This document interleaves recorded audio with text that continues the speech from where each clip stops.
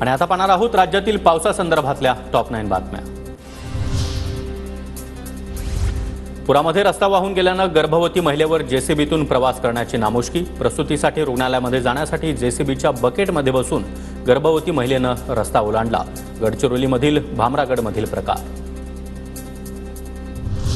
अतिवृष्टीच्या पार्श्वभूमीवर जिल्ह्यातील 5 तालुक्यांमधील शाळांना सुट्टी। वर्धा, सेलू, देवळी, हिंगणघाट आणि समुद्रपूरमधील शाळांना सुट्टी जाहीर।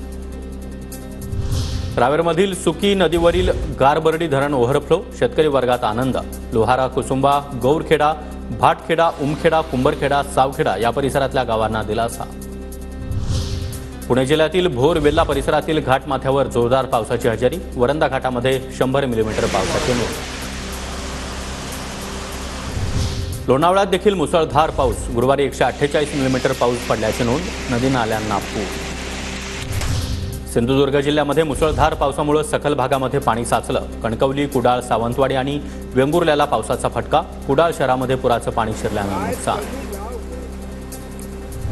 बीडच्या परळीमध्ये वार्षिक सरासरीच्या तुलनेमध्ये 50% पाऊस। शहराला पाणीपुरवठा करणाऱ्या नागापूर धरणामध्ये 47% पाणी साठा।